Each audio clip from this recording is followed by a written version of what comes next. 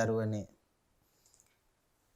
DP Education ආයතනය දකුණු ආසියාවේ ජනප්‍රියතම මාර්ගගත අධ්‍යාපනික වැඩසටහන ලෙසින් අධ්‍යාපන අමාත්‍යාංශයේ ප්‍රාචීන භාෂෝපකාර සමාගමත් සමග එකට අත්වැල් බැඳගෙන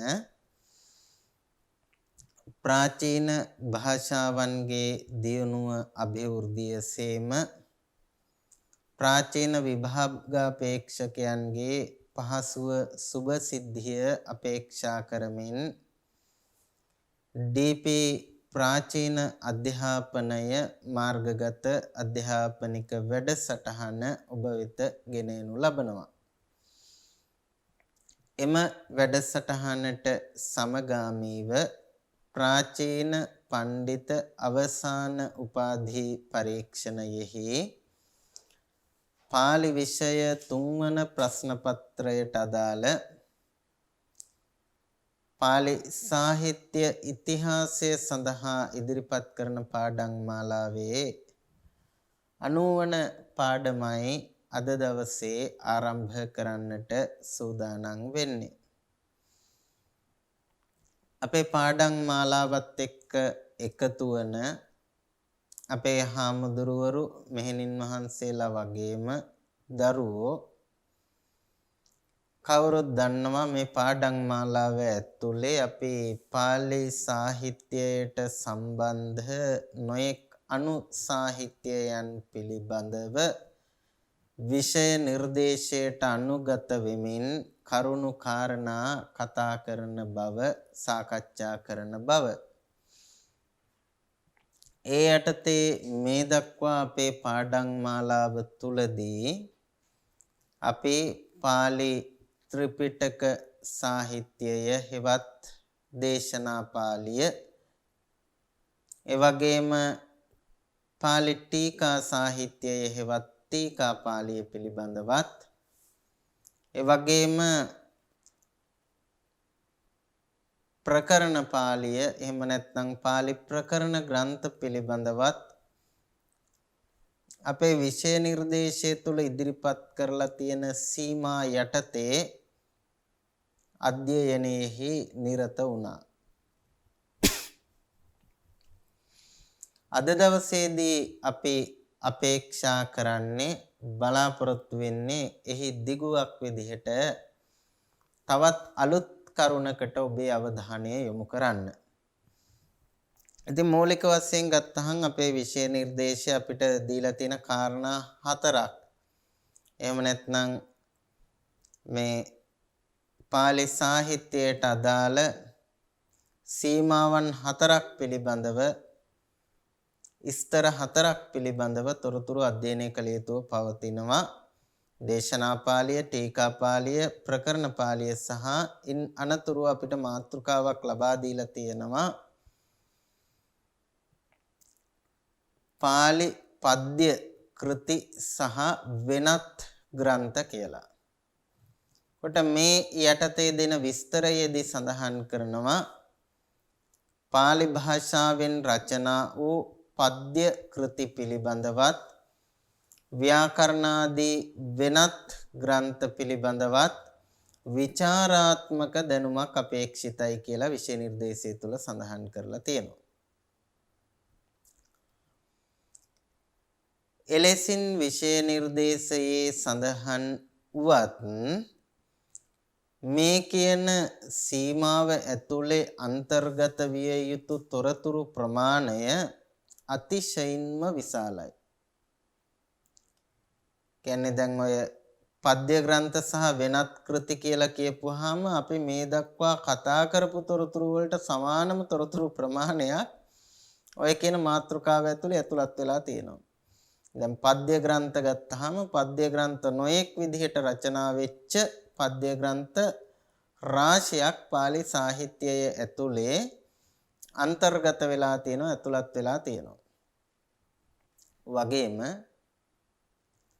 අනෙක් අතට ව්‍යාකරණ ග්‍රන්ථ පිළිබඳව කතා කරොත් සම්ප්‍රදාය තුනට අදාළව ලියවෙච්ච ව්‍යාකරණ ග්‍රන්ථ සහ ඒවායෙහි පරිවාර ග්‍රන්ථ ආදී බලනකොට ව්‍යාකරණ ග්‍රන්ථ ප්‍රමාණයත් අතිවිශාලයි. ඊටත් පරිබාහිරව ලියවෙච්ච අනෙකුත් ග්‍රන්ථ බලනකොට විශාල ග්‍රන්ථ ප්‍රමාණයක් මේ සීමාව ඇතුලේ අන්තර්ගත වෙලා තියෙනවා. ඉතින් ඒ ග්‍රන්ථ පිළිබඳවත් විශේෂ නිර්දේශයෙන් මතක් කරන්නේ විචාරාත්මක දැනුමක් අපේක්ෂිතයි කියලා. එහෙම තොරතුරු හදාරනකොට ඒ ග්‍රන්ථ පිළිබඳව ගැඹුරින් කරුණාකාරණා හැදෑරීම අවශ්‍ය වෙනවා. හැබැයි මේ ග්‍රන්ථ සියල්ල පිළිබඳවම එලෙසින් තොරතුරු හැදෑරීම ටිකක් දුෂ්කර කාර්යයක් මේ වගේ පාඩම් මාලාවක් ඇතුලේ. එනිසා අපි අපේක්ෂා කරනවා මේ පාඩම් මාලාව තුලදී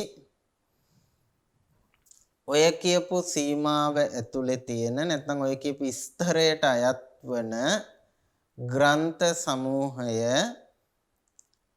නොඑක් වර්ගීකරණ වලට ලක් කරගන්න පුළුවන්. ඒ අණු කොටස් ඔස්සේ ඒ අණු කොටස් වලට අදාළ ප්‍රකට ග්‍රන්ථ පිළිබඳව වැඩි අවධානයක් යොමු කරමින් ඒ ග්‍රන්ථ පිළිබඳව කතා කරන්න බලාපොරොත්තු වෙනවා. ඊට පරිබාහිර වශයෙන් තවත් යම් කෘති ඇතුළත් වෙන්න පුළුවන් සහ ඒ ඇතුලේ අන්තර්ගත වෙලා තියෙන බොහොමයක් කෘති මේ වෙනකොට ඔබ වහන්සේලා යම් ආකාරයකින් හදාල දන්න කියන කෘති බවට පත් වෙන්න තියෙන ඉඩකඩ වැඩි. මොකද මූලික පිරිවෙනේ අවුරුදු 5ක විතර කාලයක් 5ක් 6ක් වගේ කාලයක් තිස්සේ අපි ඉගෙන ගන්නකොට අපිට ඔය ගොඩක් පොත්පත්වල යම් කොටස් අධ්‍යයනය කරන්න අවස්ථාව හම්බ වෙනවා. ප්‍රාචීන ප්‍රාරම්භ මධ්‍ය පන්තිවලදී නිර්දිෂ්ට ග්‍රන්ථ විදිහට අපිට සමහර පොත් හම්බ වෙනවා. වගේම ප්‍රාචීන අවසාන පන්තියේදීත් අපි ඇතැම් පොත් පිළිබඳව අධ්‍යයනය කරනවා. ඊටත් අමතරව පාලි සාහිත්‍යයට අදාළවත් යම් පොත්පත් පිළිබඳව හැදෑරීම් සිදු කරනු ලබනවා. ඉතින් ඔය සියලු කාරණාත් එක්ක කාලය කළමනාකරණය කර ගැනීමේ උපක්‍රමයක් විදිහටත් හිතලා මෙතෙන් සිට මේ පාඩම් මාලාව ඇතුලේ ඔය කියන කාව්‍ය කෘති හා වෙනත් ග්‍රන්ථ කියන මේ සීමාවට ඇතුළත් වෙන පොත්පත් අණු කොටස් විදිහට අරගෙන ඒ අණු කොටස් වල තියෙන ප්‍රකට ග්‍රන්ථ ආශ්‍රයෙන් විමසා බලන්නට තමයි අපි සූදානම් වෙන්නේ. එයටතේ පළමුවෙන්ම පාලි කාව්‍ය ග්‍රන්ථ පිළිබඳව අපි අපේ අවධානය යොමු කරනවා. ඒ අතරින් පළමුව අපි කතා කරන්නේ වංශ කතා පිළිබඳව. පාලි වංශ කතා පිළිබඳව තමයි පළමුවෙන් අපේ අවධානය යොමු වෙන්නේ.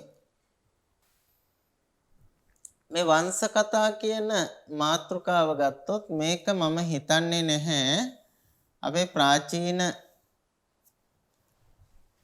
අවසාන විභාගයට ඉදිරිපත් වන කිසිම කෙනෙකුට අලුත් මාතෘකාවක් කියලා.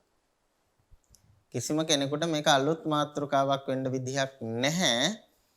හේතුව ප්‍රාචීන අවසාන පන්තියට අපි ඉගෙන ගන්න එනකොට ප්‍රාචීන මධ්‍යමය සමත් වෙලා හෝ ප්‍රාචීන මධ්‍යම විභාගයට පෙනී සිටලා තමයි ප්‍රාචීන මධ්‍යම අවසානයේ සඳහා පැමිණෙන්නේ.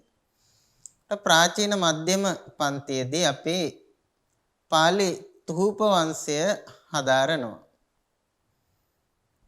ඒ වගේම මූලික පිරිවෙනෙත් මහා වංශයේ යම් කොටස් හදාරනු ලබනවා. තවත් සමහර වෙලාවට ප්‍රාචීන අවසාන විභාගයට ඉදිරිපත් වන ඔබ වහන්සේලා හෝ දරුවෝ උසස් පෙළ කරලා ප්‍රාචීන ලියන කෙනෙක් නම් මහා වංශයේ යම් කොටස් පිළිබඳවත් අවබෝධයක් තියෙන අය බවට පත්විය යුතුයි. ඉතින් ඔය විදිහට කල්පනා කරලා බලනකොට ප්‍රාචීන අවසානයේ ලියන කාටවත් මේ මහා වංශය කියන එක වංශ කතා කියන එක අලුත් එකක් බවට පත් වෙන්නේ නැහැ. අපි ඉංග්‍රීසියෙන් කියනවා මේවට ක්‍රොනිකල්ස් කියලා. එහෙම නැත්නම් වංශ කතා. මේ වංශ කතා කියන සාහිත්‍යාංගය ගත්තහම මේක පාලි වලට පමණක් ආවේනික එකක් නෙමෙයි. පොදුවේ ගත්තහම පාලි සංස්කෘත වගේම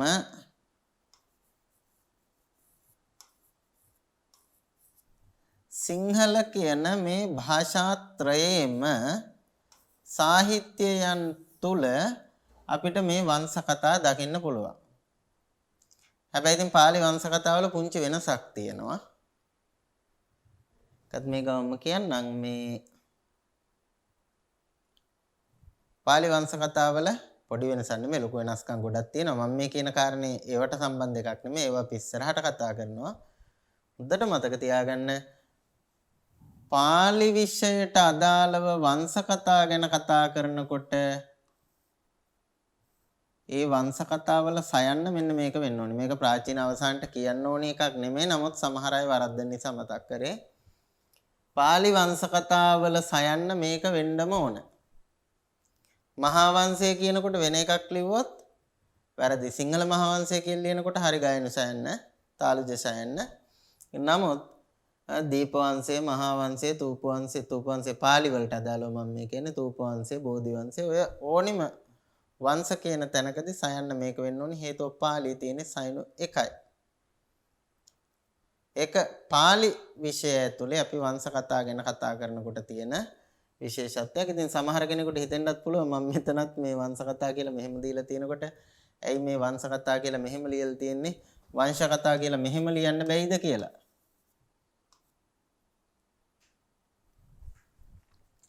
මේ ක්‍රමය හරිය සිංහල සංස්කෘත විෂයන් දෙකට පාලි විෂයේදී අපි වංශ කතා ගැන කතා කරනකොට මේ සයන තමයි යොදන්නේ. එතකොට මේ වංශ කතා කියන එක මේ විෂයත්‍රයේම අපිට දකින්න පුළුවන් සාහිත්‍යාංගයක්. හැබැයි මේ විෂයත්‍රය ඇතුලේ මේ සාහිත්‍යාංගයේ දකින්න තිබුණට ඒ හැම විෂයක් ඇතුළෙම ඊට අනන්‍ය වෙච්ච ලක්ෂණත් නැතුවම නෙමෙයි. විශේෂයෙන් පාලි සාහිත්‍යයේදී මේ වංශ කතා කියන සාහිත්‍යාංගයට වෙනම වටිනාකමක් වෙනම ස්වරූපයක් ලබා දෙන්න පාලි වංශ කතාකරුවෝ කටයුතු කරලා තියෙනවා. අපි ඒ ගැන කතා කරමු. ඊට කලින් පාලි සාහිත්‍යය ගැන විමසලා බලනකොට අපි ඔය කියපු දේශනා පාලි, අට කතා පාලි, ටීකා පාලි සහ ප්‍රකරණ ග්‍රන්ථ හැරුණුකොට අවශේෂ සාහිත්‍යය තුල නැත්නම් අවශේෂ සාහිත්‍ය ග්‍රන්ථාවලිය තුල ඉතාම වැදගත් අනු සාහිත්‍යයක් හැටියට අපිට මේ වංශ කතා සාහිත්‍ය හඳුනා ගන්න පුළුවන්. ඒ වගේම වඩා පෘතුලව ව්‍යාප්ත වෙච්ච ඉතාම ජනප්‍රියත්වයට පත්වෙච්ච සාහිත්‍යාංගයක් හැටියටත් මේ වංශ කතා සාහිත්‍යය හඳුනා ගන්නට පුළුවන්කම තියෙනවා. අපි ඊළඟට බැලුවොත් මුලින්ම මේ වංශ කියන පදය කොහොමද ඇති වෙන්නේ කියලා නැත්නම් මේකේ අර්ථය විමසලා බැලුවොත් සාමාන්‍යයෙන් සිංහල පාලි ශබ්දකෝෂවල මෙන්න මේ වගේ අර්ථ දීලා තියෙනවා. විශේෂයෙන් පොල්ලත් නායක හඳුරන්ගේ ශබ්දකෝෂය ඇතුළුව ඒවයි දීලා තියෙනවා කුලය, පරම්පරාව, ඉතිහාස කතාව කියන තේරුම් දීලා තියෙනවා වංශ කියන වචනයට. හැබැයි ඔය කියපු තේරුම් වලට අමතරව මේක ඇතුලේ උණගස, නලය වගේ තේරුනොත් අපට දකින්න පුළුවන්කම තියෙනවා. ඊළඟට පරපුරෙන් උරුම වෙච්ච ඉතිහාසය වගේ තේරුම් දකින්න පුළුවන්. තව ඊට අමතරව ඉංග්‍රීසි භාෂාවෙන් රචනා වෙච්ච ඔය චිල්ඩර්ස් පඬිවරයාගේ Dictionary of Pali Language කියන ඉංග්‍රීසි ශබ්දකෝෂයට අනුව පාලි ඉංග්‍රීසි ශබ්දකෝෂයට අනුව උණගස, නලය, ජාතිය, පවුල, පරම්පරාව, වංශය, ආදිවාසීන්ගේ චාරිත්‍රය වගේ ඔය අර්ථ ගොඩක් දීලා තියෙනවා. ඉතින් වංශ කතා කියන එක විග්‍රහ කරගන්නකොට වඩා හොඳයි වහන්සේලා සාමාන්‍යයෙන් එහෙම ශබ්දකෝෂ දෙකකවත් ඉදිරිපත් වෙලා තියෙන අර්ථ ගන්න පුළුවන් නම් අවම වශයෙන් සිංහල පාලි ශබ්දකෝෂයක් ඊට අමතරව ඉංග්‍රීසි පාලි ශබ්දකෝෂයක් යොදාගෙන පාලි ඉංග්‍රීසි ශබ්දකෝෂයක් යොදාගෙන අඩුම එහෙම ශබ්දකෝෂ දෙකකවත් දක්වලා තියෙන අර්ථ ගන්න පුළුවන් නම් හොඳයි ਵਿਚාරයකදී. ඒක තමන්ගේ ਵਿਚාරයේ ගුණාත්මක භාවය වැඩි වෙන්න හේතු වෙනවා. ඊට වඩා ගන්න පුළුවන් නම් වඩා හොඳයි. සාමාන්‍යයෙන් අර ඕනවට වඩාම එකතු කරගත්තාම සාහිත්‍යයේදී අපිට එන ගැටලුවක් තමයි අපි දන්න ඔක්කොම ලියන්න ගියාට පස්සේ මේ සමහර වෙලාවට කාලය කළමනාකරණය කර ගැනීමේ ගැටලු වලට අපිට මුහුණ දෙන්න සිද්ධ වෙනවා විභාගයේදී. ඒ නිසා සාමාන්‍යයෙන් ඒ වගේ දෙකකට විතර සීමා වීම සුදුසුයි කියලා හිතනවා. ඊට අමතරව තව උපක්‍රමයක් විදිහට යොදා ගන්න පුළුවන්. අපි උදාහරණයක් විදිහට එක ශබ්දකෝෂයක් අපි උපුටලා දක්වනවා. ඒ ශබ්දකෝෂයේ දක්වපු තේරුම්ම තව ශබ්දකෝෂයක තියෙනවා නම් ඒව අයින් කරලා ඒ අනිත් ශබ්දකෝෂයේ දක්වන ඉතිරි අර්ථ විතරක් අපිට දක්වන්න පුළුවන් මේ පුද්ගලයන් විසින්. ඊට අමතරව මෙන්න මේ අර්ථත් ඉදිරිපත් කරලා තියෙනවා කියලා. ඉතින් කෝෂ ග්‍රන්ථවල මේ අර්ථ අතරින් අපට වඩා මේ වංශ කතා කියන තැන යෙදෙන වංශ කියන වචනයට අදාළව යොදා ගන්න පුළුවන් කුලය, පරම්පරාව, ඉතිහාස කතාව වගේ අර්ථ ගොඩක්ම මේ වංශ කතා කියන තැන තියෙන වංශ කියන වචනයට ගලපා ගන්න පුළුවන් වචන බවට පත් වෙනවා. ඊළඟට අපි ගත්තොත් පාලි වංශ කතා සාහිත්‍යයට අදාළව දැන් ওই වංශ කියන වචනය ඔහොම අපට විවරණය කරගන්න පුළුවන් වගේම වංශ කතා කියන වචනයට පාලිය අපිට අර්ථයක් දෙනවා නම් අර කියපු මුලින් දක්වපු අර්ථ පදනම් කරගෙන ඒ කියන්නේ කුලය, පරම්පරාව, ඉතිහාස කතාව වගේ අර්ථ මුල් කරගනිමින් පදනම් කරගනිමින් යම් කිසි විශේෂ පුද්ගලයෙක් එහෙම නැත්නම් පරපුරක්, ස්ථානයක්, පූජනීය වස්තුවක් පිළිබඳව ඉතිහාස කතාව ගෙනහැර දැක්වීම අරමුණ බවට පත් කර ගනිමින් යම් ගද්‍ය හෝ පද්‍ය හෝ ගද්‍ය පද්‍ය මිශ්‍ර චම්පු භාෂාවකින් හෝ කරනු ලබන කෘතිය අපි පාලි භාෂාවට අදාළව හඳුන ගන්නවා වංශ කතාවක් හැටියට. නැවතවරක් පැහැදිලි කරොත් වංශ කියන වචනයේ තියෙන කුලය, පරම්පරාව, ඉතිහාස කතාව වැනි අර්ථ සම්බන්ධ කරගෙන යම්කිසි සුවිශේෂී පුද්ගලයෙකුගේ එහෙම නැත්නම් යම්කිසි විශේෂ පරපුරක යම් විශේෂ ස්ථානයක පූජනීය වස්තුවක ඉතිහාස කතාව ගෙනහැර පෑම සඳහා පද්‍යයෙන් ගද්‍යයෙන් හෝ පද්‍ය ගද්‍ය දෙක මිශ්‍ර භාෂාවෙන් කරනු ලබන රචනාව අපි පාලි සාහිත්‍යයේදී වංශ කතාවක් හැටියට හඳුනා ගනු ලබනවා. වංශ කතාව කියන එක සම්බන්ධයෙන් නිර්වචනය කරගත්තොත් ওই විදිහට අපිට නිර්වචනය කරගන්නට පුළුවන්කම තියෙනවා. ওই නිර්වචනයේටම තව එකක් එකතු කළොත් අපි කියවනේ වංශ කතා තියෙන්නේ පාලියේ විතරක් නෙමෙයි සිංහල භාෂාවෙත් වංශ කතා තියෙනවා සහ සංස්කෘත භාෂාවෙත් වංශ කතා තියෙනවා කියලා අපි කතා කරා. ඉතින් මේ වංශ කතා ගැන කතා කරනකොට මේ වංශ කතා අතර පැරණිතම වංශ කතාවන් නැත්නම් වංශ කතාකරණයේ ආරම්භය ඔය භාෂා තුනෙන් සංස්කෘත භාෂාවට තමයි අයිති වෙන්නේ. ඒ වංශ කතාවල ඉතිහාසය හොයාගෙන ගියොත් එහෙම ඒක වේද යුගයේ දක්වාම යනවා. වෛදික සාහිත්‍ය දක්වාම යනවා.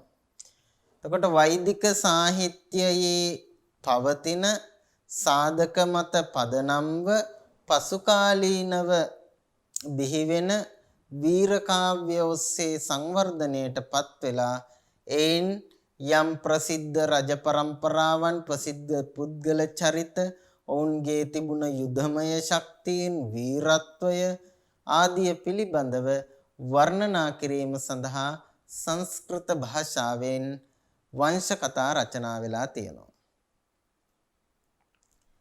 හැබැයි සංස්කෘත වංශ කතා වල දකින්නට තියෙන පොදු ලක්ෂණය තමයි මේ සංස්කෘත වංශ කතා බොහෝ වෙලාවට යම් පෞද්ගලික අරමුණු ඇතුලේ තමයි රචනා වෙලා තියෙන්නේ. ඒ කියන්නේ කතුවරයාගේ පෞද්ගලික අරමුණක් නෙමෙයි. පෞද්ගලික චරිත, පුද්ගල චරිත පාදක කරගනිමින් යම් පුද්ගල කණ්ඩායමක හෝ පුද්ගලයෙකුගේ වංශය පරම්පරාව පිළිබඳව ඔවුන්ගේ කීර්තිරාවය නැංවීමේ අරමුණින් සංස්කෘත වංශ කතා රචනා වෙලා තියෙනවා. රඝුවංශය වගේ ගත්තාම රඝුණා අන්වයන් කියලා කියනවා. රඝු රජවරුන්ගේ වංශයේ කුල පරම්පරාව ගැන කියනවා කියලා කාලිදාස රඝුවංශය රචනා කරනවා. ඉතින් සංස්කෘත වංශ කතා ගොඩක අපිට දකින්න තියෙන ස්වරූපය තමයි යම් රජ පරම්පරාවක් රජ කෙනෙක් උලුප්පලා පෙන්වන්න, මතු කරලා පෙන්වන්න සංස්කෘතෙන් වංශ කතා රචනා වෙලා තියෙනවා. හැබැයි ඔය කියපු වංශ කතා කලාව පාලියට සිංහලයට එනකොට ඒ අය ඊට අනන්‍ය වූ ස්වරූපයක් ගොඩනගාගෙන තියෙනවා. අපි අර දැකපු පෞද්ගලික අරමුණු යම් ආකාරයකට පොදු පරමාර්ථ ඔස්සේ සංවර්ධනය වෙන බවක් අපට පාලි සාහිත්‍යයේ දකින්න පුළුවන්කම තියෙනවා. එතනදී ගොඩක් වෙලාවට තනි පුද්ගල චරිත මතුකොට පෙන්වීමට වඩා එක පැත්තකින් ආගමික මුහුණුවරත් අනිත් පැත්තෙන් ඓතිහාසික මුහුණුවරත් කියන මේ මුහුණුවර දෙක ඔස්සේ ඓතිහාසික වංශ කතා සහ ආගමික වංශ කතා විදිහට රචනා වෙන්නේ ඓතිහාසික වංශ කතාවලදී පොදු මහත් රටක ජාතික ඉතිහාස කතාව ඉදිරිපත් කිරීම අරමුණු කරගන්නවා. අනිත් පැත්තෙන් ආගමික වංශ කතාවලදී යම් භික්ෂු නිකායක වෙන්න පුළුවන්, විශේෂයෙන් පූජනීය වස්තුවක වෙන්න පුළුවන්, එබඳු පූජනීය ස්ථානයක වෙන්න පුළුවන්, එබඳු තැන්වල ඉතිහාසය වාර්තා කිරීම තමයි අරමුණ බවට පාලි සාහිත්‍ය තුලපත් වෙලා තියෙන්නේ. ඊට අමතරව කලාතුරකින් පරමාදර්ශී පුද්ගල චරිතයන් වර්ණනා කිරීමත් වංශ කතා සාහිත්‍යයේ සිද්ධ වෙලා නැතුවම නොවේ. හැබැයි බොහොම අල්ප වශයෙන් හත්වන ගල්ල විහාර වංශය වගේ කෘතිවල. එතකොට පාලි සාහිත්‍යයේ මේ ආභාසය සිංහල සාහිත්‍යයටත් යම් ආකාරයකට ලැබිලා තියෙනවා. සිංහල සාහිත්‍යයේ වංශ කතා සාහිත්‍ය පෝෂණය වෙන්නේ අර පාලි වංශ කතා සාහිත්‍යයේ තිබුණ අරමුණුම මුල් කරගෙන. ඉතින් අපිට සංස්කෘත වංශ කතා සාහිත්‍යයේ ආභාසය මත පාලි වංශ කතා කරණය ආරම්භ වුණාය කියලා හිතන්න පුළුවන්කම තිබුණා උවත් විශේෂයෙන් වංශ කතාවල අරමුණු අනුව බලනකොට පාලි වංශ කතා සාහිත්‍ය සුවිශේෂී අරමුණු පාදක කරගත්තු බව පේනවා. සිංහල සාහිත්‍යයටත් එහි ආභාසය ලැබුණු බව පේනවා. බොහෝ වෙලාවට සිංහල සාහිත්‍ය සහ පාලි සාහිත්‍ය මේ වංශ කතා සාහිත්‍යයන් දෙකම එකිනෙකා මත පෝෂණය වෙලා තියෙන බව දකින්න පුළුවන්කම තියෙනවා. උට පාලි වංශ කතා සාහිත්‍ය ආරම්භය පිළිබඳව සලකලා බැලුවොත් පාලි වංශ කතා සාහිත්‍යයට අදාළ පැරණිම ග්‍රන්ථයේ විදිහට ඒ කියන්නේ වංශ කියන නාමයෙන් හඳුන්වන පැරණිම ග්‍රන්ථය අපිට හම්බ වෙන්නේ ත්‍රිපිටක පාළිය ඇතුලේ. ඒ තමයි කුද්දක නිකායට අයිති බුද්ධ වංශය. කුද්දක නිකායේ ඇතුළත් වෙලා තියෙන බුද්ධ වංශය. බුද්ධ වංශය ගැන අපි මීට කලින් කතා කරලා තියෙන නිසා මම හිතන්නේ නැවත මතක් කිරීම අවශ්‍ය වෙයි කියලා.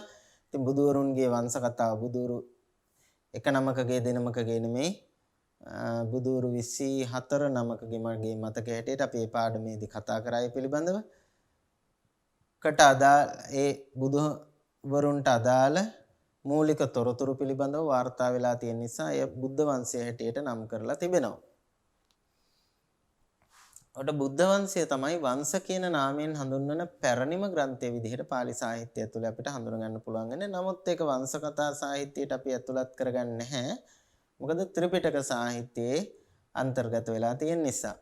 ඒක ත්‍රිපිටක සාහිත්‍ය අංගයක් හැටියට තමයි සැලකන්නේ. කොට බුද්ධ වංශයෙන් ලැබුණ මඟ පෙන්වීම ඔස්සේ ආරම්භ වෙන මේ pāli වංශ කතා කලාවේ වැදගත්ම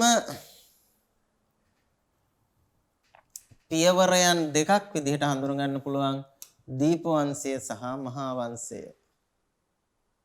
බුද්ධ වංශයේ ආභාසයෙන් ආරම්භ වුණත් අර සංස්කෘත කාව්‍ය සාහිත්‍යයට සංස්කෘත කාව්‍ය සාහිත්‍ය ගැන ඉගෙන ගන්නකොට අපි කියනවනේ මේ වීර කාව්‍ය ගැන. පසු කාලීන සංස්කෘත කාව්‍ය සාහිත්‍ය සපුරාම ගොඩනගන්නේ ඔය කියන වීර කාව්‍යද්වය මතනේ. මහා භාරතය සහ රාමායනය කියන කෘති දෙක මත තමයි කාව්‍ය සංස්කෘතය ගොඩනගන්නේ. එහෙම නැත්නම් ඒවට වස්තු බීජ සපයා දීම ආදී වශයෙන් ආදර්ශය සපයන්නේ ඔය කියපු ග්‍රන්ථ දෙක. ඒ වගේ වංශ කතා සාහිත්‍යයට පූර්වාදර්ශ සපයපු පූර්වගාමී වංශ කතා දෙක හැටියට අපිට හඳුන ගන්න පුළුවන්කම තියෙනවා දීප වංශය සහ මහා වංශය. මේ කෘති දෙක නිසා තමයි මේ කෘති දෙකේ ජනප්‍රියත්වය නිසා තමයි පසු කාලීනව පාලි සාහිත්‍යයේ ඇතුලේ වංශ කතා සාහිත්‍යයට මහ විශාල තැනක් හිමි වෙන්නේ වගේම විශාල සංවර්ධනයක් ඇති වෙන්නේ ඔන්න ඔය කියපු වංශ කතා දෙක පාදක කොටගෙන මුල් කොටගෙන.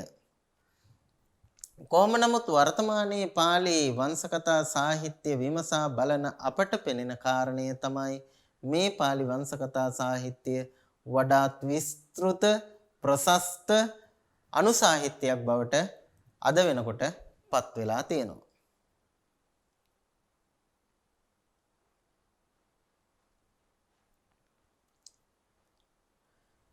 දැන් ගොඩක් වෙලාවට මේ වංශ කතා සාහිත්‍යයේ ඉතිහාසය ආරම්භය වගේ දේවල් ගැන කතා කරනකොට වංශ කතා ගැන කතා කරන වැඩි දෙනෙක් ඉබේම අර සංස්කෘත සාහිත්‍යයට පියමන් කරනවා.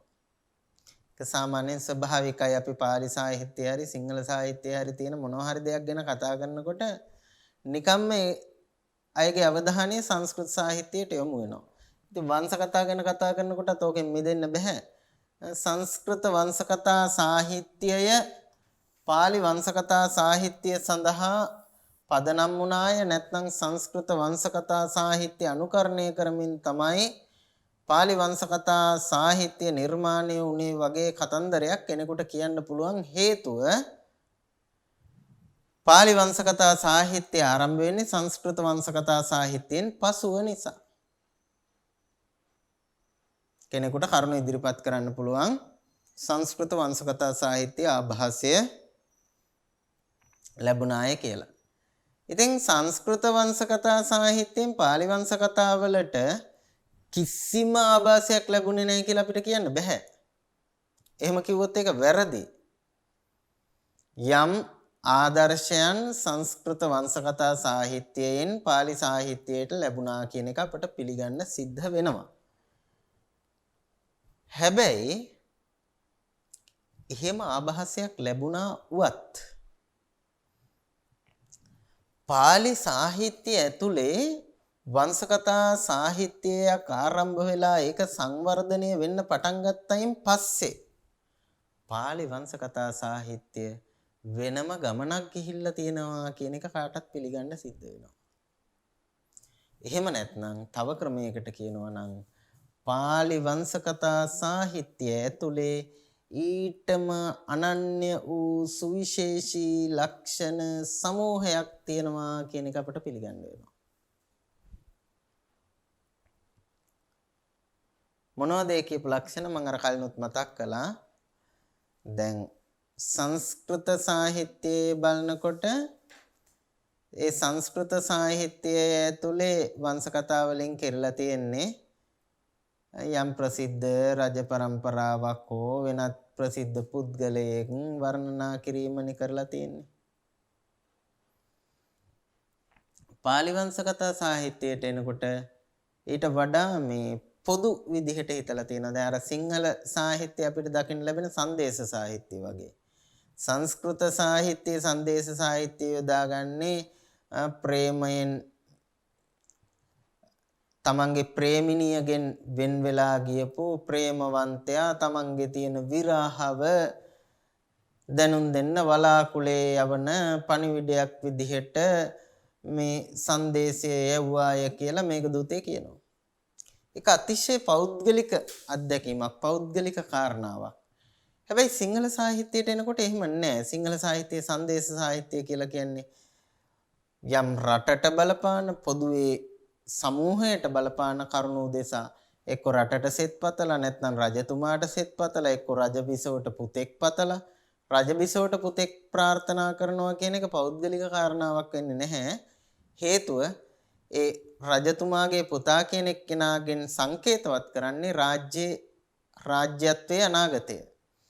ඒ වගේ පොදු පරමාර්ථ ඔස්සේ සංදේශ සාහිත්‍ය ව්‍යාප්ත වෙලා තියෙනවා සිංහල සාහිත්‍ය. ඒ වගේ පාලි සාහිත්‍යයේදීත් අරමුණු අතින් ගත්තාම වංශකථා සාහිත්‍ය සංස්කෘත සාහිත්‍යයට වඩා යම් වෙනස් අරමුණු ඔස්සේ සංවර්ධනයටපත් උනාය කියන එක අපිට දකින්න පුළුවන්කම තියෙනවා. ඉතින් සංස්කෘත සාහිත්‍යයත් එක්ක තියෙන සම්බන්ධතාවය අපිට ඔන්න ඔය විදිහට ගලප්පා ගන්නට පුළුවන්කම තියෙනවා. වංශකතාවට අදාළ ආකෘතිය එහෙම නැත්නම් වර්ණනා ශෛලිය ආදී මේ වගේ ආකෘතික ලක්ෂණ වලින් සංස්කෘතෙන් ආభాසය ගත්තා වෙන්න පුළුවන්. හැබැයි වස්තු විෂය අතින් එහෙම නැත්නම් අරමුණු අතින් ගත්තාම සංස්කෘත සාහිත්‍යයට වඩා යම් ආකාරයකට වෙනස් අරමුණු වස්තු විෂයන් පාදක කරගත්තු බව පාලි වංශකථා සාහිත්‍යයේ දකින්න පුළුවන්කම තියෙනවා. අනිත් පැත්තට අපි සිංහල සාහිත්‍යයත් එක්ක මේ පාලි සාහිත්‍යය සංසන්දනය කරලා බැලුවොත් සංස්කෘත සාහිත්‍යයට වඩා සිංහල සාහිත්‍යයත් එක්ක පාලි වංශකථා සාහිත්‍යයේ බොහොම අරමේ කිට්ටු ළඟ සම්බන්ධයක් තිබිලා තියෙනවා. සංස්කෘත සාහිත්‍යයත් එක්ක එහෙම ළඟ සම්බන්ධයක් තිබිච්ච බවක් පේන්නේ නැහැ. හැබැයි ඊට වඩා බොහොම සමීප සම්බන්ධතාවයක්, සමීප ඥාතීත්වයක් සිංහල වංශකථා සාහිත්‍යයේ තියෙනවා. ඒක කොයිතරම්ද කියලා කියනවනම් සමහර පොත් සිංහල වංශකථාද පාලි වංශකථාද කියලා හිතාගන්න බැරි තරමට මේ සම්බන්ධතාවය ගොඩක් ගැඹුරු සම්බන්ධතාවයක් බවට පත් වෙලා තියෙනවා. කාලෙකට සමහර කෘති සිංහල භාෂාවෙන් පාලි භාෂාවට පරිවර්තනය වෙලා තියෙනවා වංශකථා. සමහර වංශකථා සිංහල භාෂාවෙන් පාලි භාෂාවට පරිවර්තනය වෙලා තියෙනවා. ආයි ටික කාලයක් යනකොට අර සිංහල වංශකතාව දකින්න නොලැබී ගියයින් පස්සේ නැවත සමහර අය පාලි වංශකතාව දිහා බලාගෙන ආපහු සිංහල වංශකතාවක් රචනා කරලා තියෙනවා. ඔය වගේ අර ඒකෙන් බලලා මේක ලියනවා, මේකෙන් බලලා ඒක ලියනවා. එහෙම නිකන් කිට්ටු ළඟ සම්බන්ධතාවයක් සිංහල පාලි වංශකථා සාහිත්‍යයන් තුල තිබිලා තියෙනවා. බොහෝ වෙලාවට ඒගොල්ලෝ එකම වස්තු විෂයන් තමයි යොදාගෙන තියෙන්නේ මේ වංශකතාවන් සඳහා. වගේම බොහොමයක් පාලි වංශකථා අරගෙන බලනකොට ඒ වංශකථා වලට මූලාශ්‍රය සපයපු ග්‍රන්ථ සිංහල ග්‍රන්ථ බවත් අපට පේන්න තියෙනවා, දකින්න තියෙනවා. ඉතින් කොහොම නමුත් පාලි වංශකථා සාහිත්‍යය ගත්තාම සිංහල සාහිත්‍යය බොහොම ළඟින් ඇසුරු නිසුරු කරගෙන ඒකේ ආభాසය ලබන ගමන් සංස්කෘත සාහිත්‍යයෙන් Tamanට අනන්‍ය වෙච්ච ලක්ෂණ ඔස්සේ සංස්කෘත සාහිත්‍යයෙන් ආකෘතික ලක්ෂණ අරගෙන Tamanට අනන්‍ය ලක්ෂණ ඔස්සේ ස්වාධීනව සංවර්ධනයටපත් වෙච්ච අනු සාහිත්‍යයක් විදිහට අපට පාලි වංශකථා සාහිත්‍යය හඳුනා ගැනීමේ හැකියාව තියෙනවා.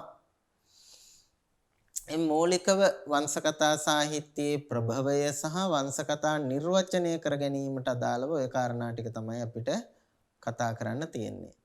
ඊළඟට අපි ගත්තොත් වංශකථාවල ප්‍රභවය පිළිබඳව සලකලා බැලුවොත් වංශකථාවල ප්‍රභවය සඳහා තුඩු දුන්නු හේතු සාධක ගවේෂණය කරනකොට අපට පේනවා මේ ත්‍රිපිටකයේ තියෙන වැදගත් කොටස් දෙකක් තියෙනවා. අපි මීට කලින් කතා කරලා තියෙනවා විනය පිටකයේ චුල්ලවග්ගපාලියට අයිති පංචසතිකක්ඛන්දකය සහ සත්ත්‍සතිකක්ඛන්දකය කියන කොටස් දෙක. චුල්ලවග්ගපාලියට අයිති පංචසතිකක්ඛන්දකය සහ සත්ත්‍සතිකක්ඛන්දකය කියන කොටස් දෙක.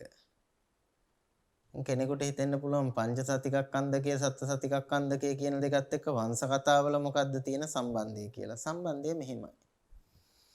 මේ කොටස් දෙක දිහා බලනකොට පේනවා ඉස්සර ඉඳන්ම තේරවාදී හාමුදුරුවරු ඓතිහාසික තොරතුරු ඒකරාශී කරලා වාර්තා කොට තැබීමේ පුරුද්දක් තිබිලා තියෙනවා.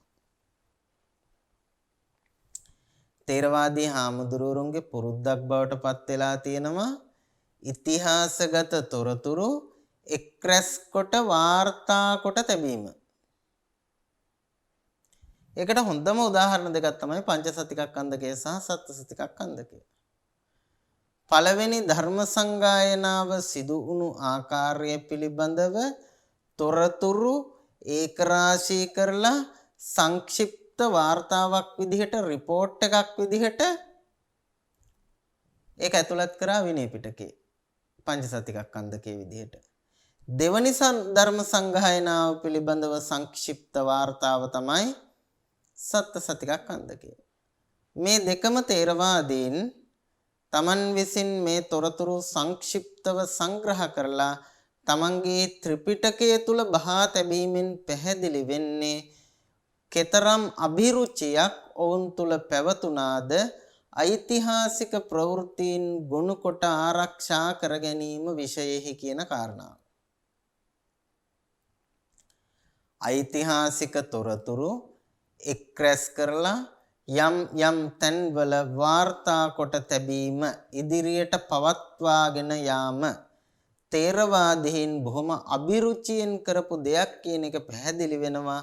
මේ සංගායනා දෙකට අදාළ වාර්තාවන් දෙකක් තමන්ගේ ත්‍රිපිටකය තුල අන්තර්ගත කොට තිබීම තුලින්.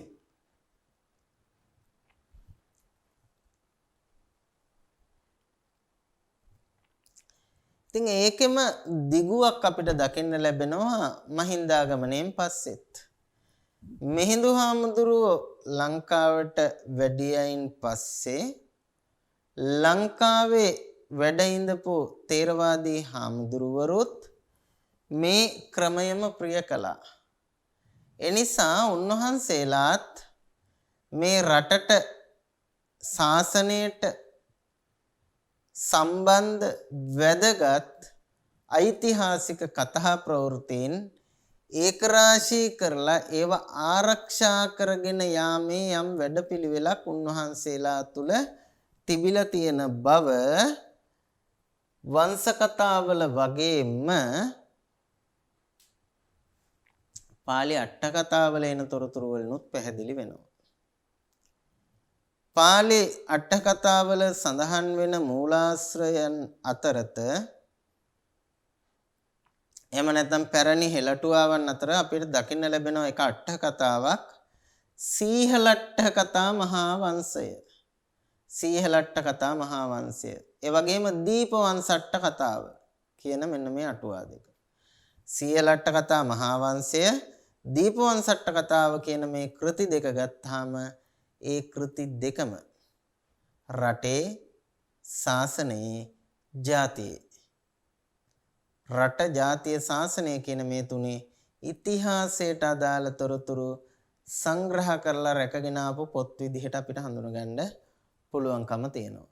ඉතින් ඔන්න ඔය කියපු මූලාශ්‍ර තමයි ප්‍රධාන වශයෙන් සාධක බවට පත් වෙන්නේ මහා වංශයේ දීපවංශයේ වගේ වංශ කතා කෘති රචනා කිරීම සඳහා. නැත්නම් මහා වංශයේ දීපවංශයේ රචනා කිරීමෙහි මූලාරම්භය බවට පත් වෙන්නේ ඔන්න ඔය කියපු සීහලට්ඨ කතා මහා වංශ දීපට්ඨ කතා වගේ ඓතිහාසික තොරතුරු වාර්තා කරලා තිබුණ කෘති. ඒවා ඔස්සේ තමයි මේ ග්‍රන්ථ බිහි වෙන්නේ. ඒවයි ඇතුළත් වෙලා තිබුණ කතා ප්‍රවෘත්තීන් ඇතුලේ සමහර වෙලාවට ජනප්‍රවාදයේ ආපු ඒවා වෙන්න පුළුවන්.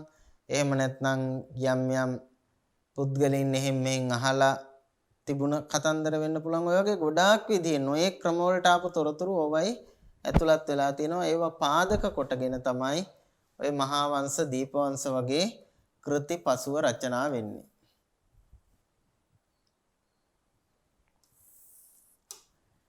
එහෙම ආරම්භ වෙන pāli වංශ කතා සාහිත්‍ය පහු කාලයට යනකොට ක්‍රමයෙන් විශාල පෘථුල අනු සාහිත්‍යයක් හැටියට pāli සාහිත්‍යයේ ඇතුලේ සංවර්ධනයට පත් වෙනවා. pāli සාහිත්‍යය ඇතුලේ සංවර්ධනයට පෝෂණයට පත් වෙනවා.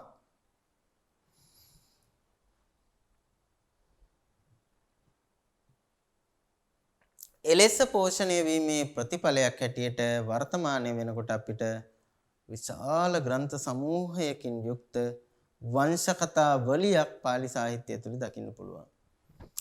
දීපවංශයෙන් පටන් ගත්තාම දීපවංශය, මහා වංශය, දහටා වංශය, ලලාට ධාතු වංශය, තූප වංශය, බෝධි වංශය, චකේස ධාතු වංශය, ඊට පස්සේ පහු කාලීනව මෑත කාලීනව ඒ වගේම හත්වන ගල්ල විහාර වංශය, ඊට පස්සේ මෑත කාලීනව ගත්තොත් එහෙම ශාසන වංශය, අභිනව ශාසන වංශය, මේ වගේ කෘති විශාල ප්‍රමාණයක් කාලානුක්‍රමයෙන් රචනා වෙමින් pāli සාහිත්‍යය ක්‍රමිකව pāli සාහිත්‍යය තුලේ ස්ථාවර අනු සාහිත්‍යයක් විදිහට වංශ කතා සාහිත්‍යය සංවර්ධනයට පෝෂණයට පත්වන බව දකින්න පුළුවන්. එහෙම පෝෂණයට පත්වන ආරක්ෂා වන සංවර්ධනය වන මේ අනු සාහිත්‍යය ඇතුලේ අපිට දකින්න පුළුවන් සුවිශේෂී ලක්ෂණ දෙකක් තියෙනවා. මොනවද ඒ කියන ලක්ෂණ දෙක? එකක් තමයි වස්තු විෂය පැත්තෙන් ගත්තහම සංස්කෘත සාහිත්‍යයෙන් වෙනස් අනන්‍යතාවක් pāli සාහිත්‍යයට ගොඩනැගිලා තියෙනවා. වස්තු විෂය අතින් සංස්කෘත වංශ කතා වලට වඩා වෙනස් අනන්‍යතාවයක් pāli වංශ කතා වලට නිර්මාණය වෙලා තියෙනවා, ගොඩනැගිලා තියෙනවා. ඒ වගේම අනිත් පැත්තෙන් සිංහල සාහිත්‍යය සඳහා pāli සාහිත්‍යයෙන් ආභාසය ලැබිලා තියෙනවා. ඒ වගේම සිංහල සාහිත්‍යයනොත් pāli වංශ කතා සඳහා ආභාසය ලැබිලා තියෙනවා. ඉතින් ඔය කරුණු දෙක විශේෂයි. මොන කරුණු දෙකද? එකක් වස්තු විෂය අතින් සංස්කෘත සාහිත්‍යයෙන් වෙනස් අනන්‍යතාවක් ගොඩනංවා ගැනීම වගේම සිංහල සාහිත්‍යයට ආභාෂය ලබා දීම සහ සිංහල සාහිත්‍යයෙන් ආභාෂය ලබා ගැනීම කියන කාරණා දෙක විශේෂ ලක්ෂණයක් pāli වංශ කතා සාහිත්‍යය තුල අපට දකින්න ලැබෙන. අපි දැන් බැලුවොත් එහෙම කොහොමද වෙනස් අනන්‍යතාවයක් වස්තු විෂය අතින් pāli සාහිත්‍යයට ගොඩනැගෙන්නේ කියලා. අපි දැන් මේ මුලින් සිහිපත් කරපු මහා වංශය සහ දීප වංශය කියන කෘති දෙකේ අරමුණ ගත්තොත් මේ කෘති දෙකේම පොදු අරමුණක් තියෙන්නේ.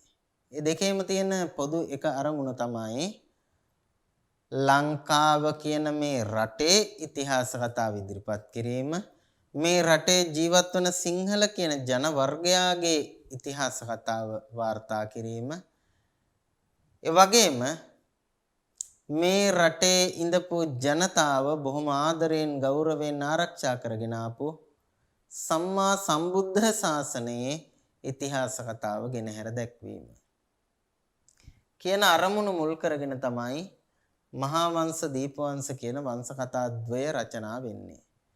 එතකොට ඒවයි වස්තු විෂය ගත්තාම අර මුලින් කියපු සංස්කෘත සාහිත්‍යයේ කෘතිවල එන වස්තු විෂයට වඩා ටිකක් වෙනස් මගක යන වස්තු විෂයන් දෙකක් බව දකින්න පුළුවන්. එතනින් නවතින්නේ නැහැ. ඔය කියන ප්‍රධාන වංශ කතා දෙකෙන් පස්සේ මේ වංශ කතා කරණයේ ව්‍යාප්තියත් එක්ක බුදුහාමුදුරුවන්ගේ ධාතුන් වහන්සේලා අතරත ශේෂ වූ ධාතුන් වහන්සේලා අතරත වංශ කතාවක් නොලිය වෙච්ච ධාතුන් වහන්සේ නමක් දැකිය නොහැකි තරමටම මේ වංශ කතා සාහිත්‍යයේ ධාතුන් වහන්සේලා ගැන ලියවිච්ච වංශ කතා අන්තර්ගත වෙලා තියෙනවා. ඒකත් විශේෂත්වයක්. පාලි වංශ කතා සාහිත්‍යය ඇතුළත් වෙලා තියෙන වංශ කතා පොත් ටික බලපුවාම අපට හිතෙනවා බුදුහාමුදුරන්ගේ මොන ධාතුන් වහන්සේ ගැනද මේගොල්ලෝ පොත් ලියලා නැත්තේ කියලා. එතකොට අර සම්බුද්ධ ශාසනයේ බලපෑමත් සමග නැත්නම් මිහිඳු මහරහතන් වහන්සේ ලංකාවට බුදුදහම රැගෙන ඒමෙන් පසුව ඇති වුණු බෞද්ධ ප්‍රබෝධයේ තවත් ප්‍රතිඵලයක් විදිහට පාලි උගත්තු කටයුතු කරනවා. විශේෂයෙන් ලාංකේය සම්ප්‍රදාය නියෝජනය කරපු පාලි උගත්තු බුදුරජාණන් වහන්සේගේ නොයෙක් ධාතුන් වහන්සේලා මුල් කොට ගනිමින් ග්‍රන්ථ සම්පාදනයට පෙළඹෙනවා. දළදා වහන්සේ මුල් කොටගෙන ධාටා වංශය, එවැගේම ලලාට ධාතුන් වහන්සේ මුල් කොටගෙන ලලාට ධාතු වංශය,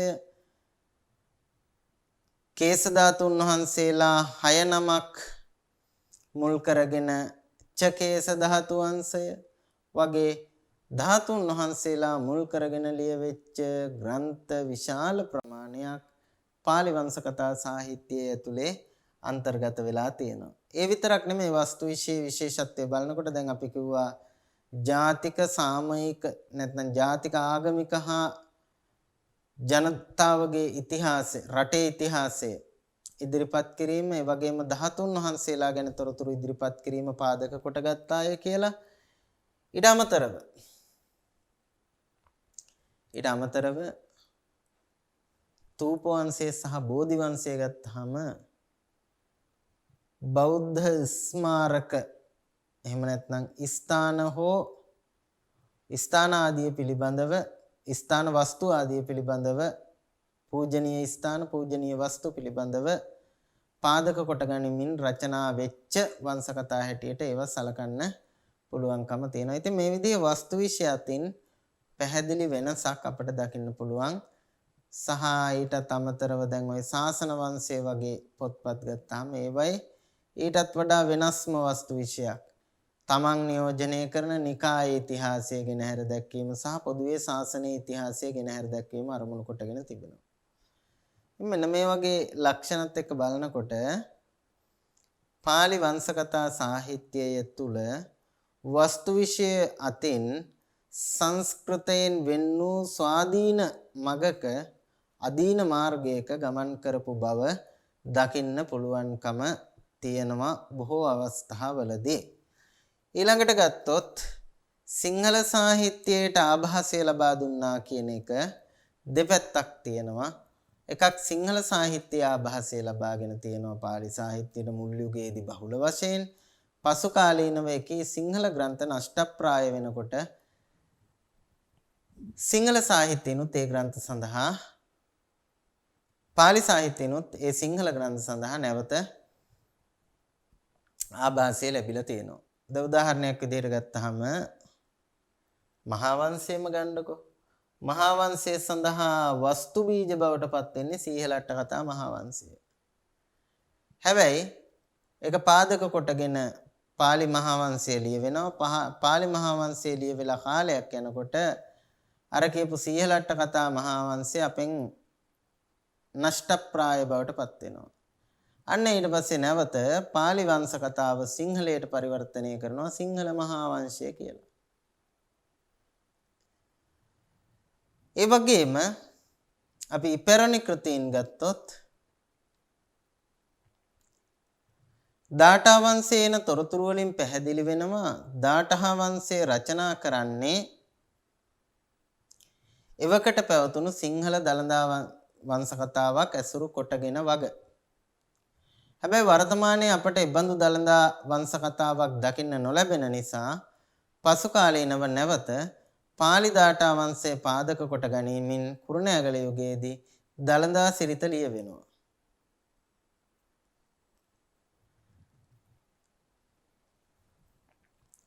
හත්වනගල්ල විහාරවංශය අරගෙන බලනකොට හත්වනගල්ල විහාරවංශය සඳහා මූලාශ්‍රය බවට පත් වෙන්නේ ඊට පෙර පැවතුණු එළුවත්තනගලු වංශයක්.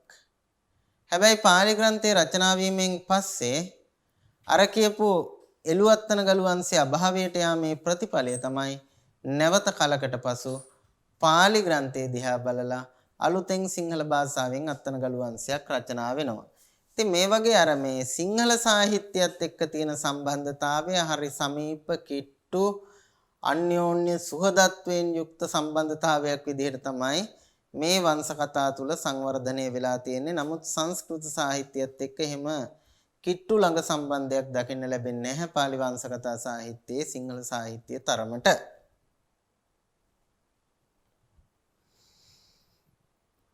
අපි ඔය කතා කරපු වංශ කතා ග්‍රන්ථ අතරින්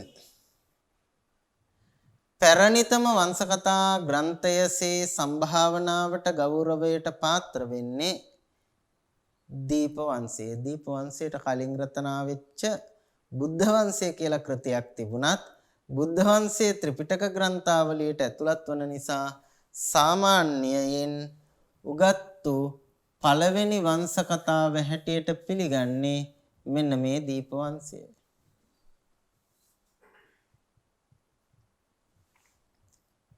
දීප වංශයේ අන්තර්ගතයේ ගත්තොත් බණවර විදිහට බැලුවොත් බණවර 22කින් සමන්විතයි කියලා තියෙනවා. කොට බණවරක් නිර්මාණය වෙන්නේ කොහොමද කියන එක සම්බන්ධයෙන් උගත්තු අතරේ එකම මතයක් නැහැ, විවිධ මත තියෙනවා. ඉතින් සමහර අය එක්කෙනා එක එක විදිහට මේ බණවර කියන එක විග්‍රහ කරනවා. සාමාන්‍යයෙන්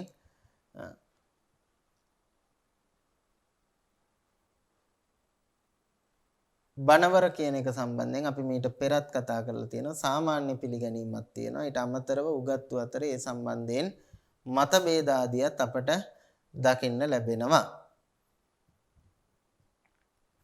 ඊළඟට දීපවංශයේ රචනා ශෛලිය අරගෙන බැලුවොත් දීපවංශය අපිට ගද්‍ය කොටස් වගේම පද්‍ය කොටසුත් දකින්න පුළුවන්. වැඩිපුර තියෙන පද්‍ය කොටස්, ඒ වගේම අතිරේක වශයෙන් ගද්‍ය කොටස් ආදියක් දකින්න පුළුවන්.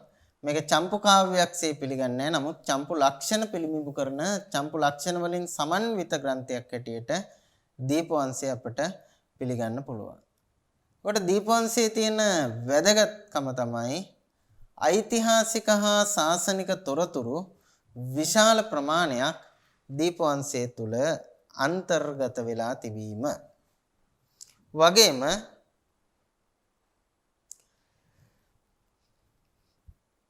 දීපවංශයේ රචනා කාලයේ හැටියට සාමාන්‍යයෙන් විශ්වාස කරන්නේ තුන්වෙනි ධර්ම සංගායනාවට පස්සේ අට්ඨකථා පාලි අට්ඨකථා රචනා වෙන්න පෙර යුගයක රචනා වෙන්නට ඇතිය කියලා.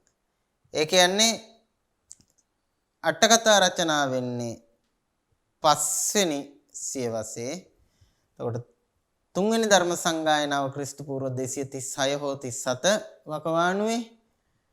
මේ අතරමැද කාලයේදී අපි ඔය කියන පශ්චාත් පේටක ප්‍රාග් අට්ඨකථා යුගය කියලා සලකන කාලය තුල ලියවුණු කෘතියක් කියන එක තමයි වැඩි දෙනෙකුගේ විශ්වාසය බවට පත් වෙන්නේ දීපවංශය සම්බන්ධයෙන්.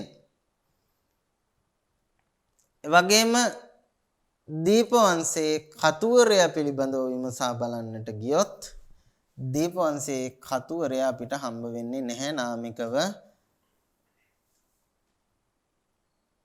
මේකේ කතුවරයා තාමත් උගතුන් විසින් හඳුනාගෙන නැහැ සහ මේ කතුවරයා පිළිබඳව තොරතුරු වාර්තා වෙලා නැහැ.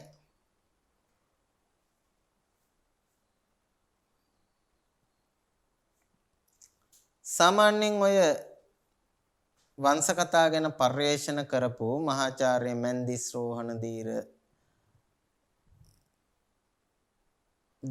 විද්වතා, ඒ වගේම බටහිර යුගත්තුත් විශේෂයෙන් ඔය දීපවංශය ඉංග්‍රීසි භාෂාවට පරිවර්තනය කරපු ඕල්ඩන්බර්ග් පඬිවරයා වගේ අය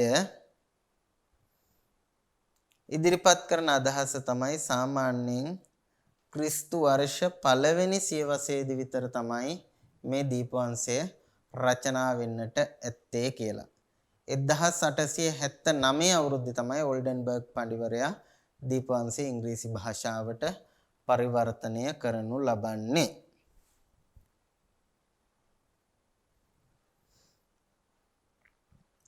අපි දීපවංශයේ අන්තර්ගතයේ තව ක්‍රමයකට විමසලා බැලුවොත් පරිච්ඡේද හැටියට පරිච්ඡේද 22කින් සමන්විත වෙනවා. ගාථා විදිහට ගත්තොත් ගාථා 1350ක් පමණ ප්‍රමාණයක් අපට දීපවංශයේ අන්තර්ගත වෙලා තියෙන බව දකින්න ලැබෙනවා.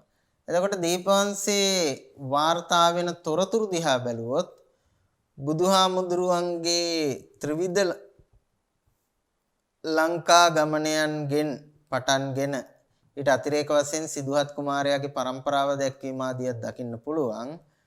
සිදුහත් කුමාරයාගේ පරම්පරා කතාව එවැගේම බුදුහාමුදුරුවන්ගේ ත්‍රිවිධ ලංකා ගමන ධර්ම සංගායනා 3 පිළිබඳ විස්තර ඉදිරිපත් කරලා තියෙනවා. මේවා ඓතිහාසික තොරතුරු සහ මේවයිදී අපට පේනවා වෙනත් මූලාශ්‍ර බොහෝ දුරට ආශ්‍රය කරලා තියෙනවා. විශේෂයෙන් ඔය ත්‍රිවිධ සංගායනා ගැන හිම තොරතුරු ඉදිරිපත් කරනකොට පංචසතිකක්ඛන්ධකයේ සත්සතිකක්ඛන්ධකයේ වගේ වයින් තොරතුරු බෙහෙවින්ම ආශ්‍රය කරලා තියෙන බව පේන්න තියෙනවා. එහෙම ආරම්භ වෙලා මහසෙන් රජතුමාගේ කාලය දක්වා ලංකාවේ ශාසනික හා දේශපාලනික ඉතිහාසය වාර්තා කිරීම තමයි දීපවංශයේ විෂයපතේ බවට පත් වෙන්නේ. සිදුහත් කුමාරයාගේ පරම්පරාව දැක්වීමෙන් පටන්ගෙන බුදුහිමියන්ගේ තෙවරක් ලංකාවට වැඩම කරවීම, එවැගේම ධර්ම සංගායනා 3 ලක්දිවට බුදුසසුන වැඩම කරවීම පටන් මහසෙන් යුගයේ දක්වා මෙරට ශාසනික දේශපාලනික ඉතිහාස කතාව දීපවංශයේ වාර්තා වෙලා තියෙනවා. කොට දීපවංශයේ තියෙන අනෙක් වැදගත් කාරණය වෙන්නේ මේක ඊටම වැදගත් මහාවංශයේවත් අපිට මෙහෙම ලක්ෂණයක් දකින්න ලැබෙන්නේ නැහැ. භික්ෂුණී ශාසනයට අදාළ තොරතුරු බහුලව වාර්තා කොට තිබීම සහ ඒවාට ප්‍රමුඛත්වය ලබා දී තිබීම දීපවංශයේ තවත් දකින්නට ලැබෙන විශේෂ කාරණයක්. ඉතින් දීපවංශය කියන මේ 17 18 පරිච්ඡේද දෙකේ භික්ෂුණී ශාසනයට අදාළ බොහෝමයක් තොරතුරු වාර්තා වෙලා තියෙන බව දකින්න පුළුවන්කම තියෙනවා. ඒ වගේම කියනවා මේ දේවානම්පියතිස්ස රජතුමාගේ දියණිවරුන් තිදෙනෙක් භික්ෂුණී ශාසනයට එකතු වීම ආදී පිළිබඳ ප්‍රවෘත්තීන් හිමත් අන්තර්ගත වෙලා තියෙනවා. ඇත්තටම බැලුවොත් මේ පිළිබඳව පර්යේෂණය කරන මහාචාර්ය මන්දිස් රෝහණදීර මහත්මයා විටක දීපවංශය හඳුන්වා දෙනවා භික්ෂුණීන්ගේ ශාසන වංශය හැටියට.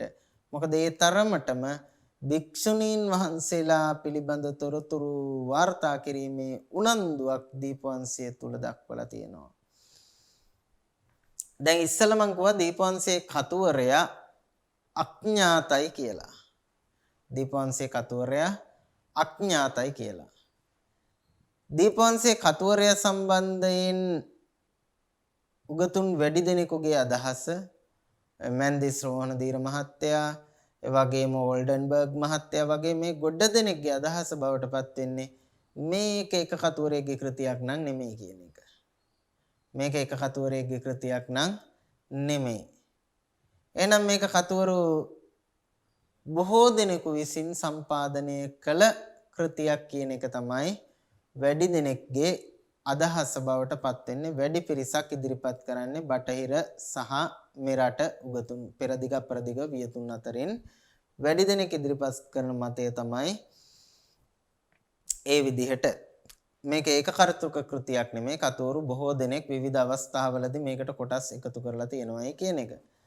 නමුත් මේකේ තියෙන ඔය එක ගාතාවක එන ආඛ්‍යාත පදයක් පෙන්නලා ඉවර වෙලා බීසීලෝ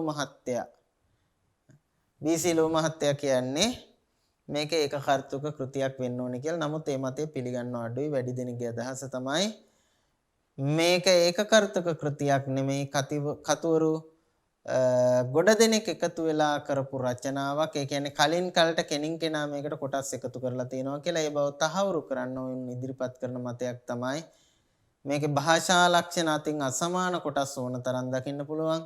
ඊළඟට ඡන්දසාදීන් පවා එහෙම තැන් දකින්න පුළුවන්. ග්‍රන්ථයේ එක් එක් තැන්වල දකින්නට ලැබෙන කොටස් වල තියෙන භාෂා ලක්ෂණ රීති ආදිය එකකට එකක් වෙනස් තැන් දක්නට ලැබීම නිසා ගොඩක් අය විශ්වාස කරනවා මේක ඒකකර්තෘක කෘතියක් නෙමෙයි බහුකර්තෘක කෘතියක් හැටියට. නමුත් ඇතම් කෙනෙක් කියනවා මේක යම්කිසි අවස්ථාවකදී එක කතුවරයෙක් විසින් සංස්කරණයට භාජනය කරන්නට ඇති කියලා විශ්වාසයක් තියෙනවා. ඒකට තුඩු දෙන නැත්නම් ඒක තහවුරු කරගන්න පුළුවන් සාධකයක් තියෙනවා. මොකද පැරණි කාලයේ දකින්නට ලැබුණ දීපවංශය නෙමෙයි වර්තමානයේ අපසතුව තියන්නේ කියන කාරණය පැහැදිලි කරගන්නට සාධක අපට හමු වෙනවා සමහර සාහිත්‍ය මූලාශ්‍ර වලින්.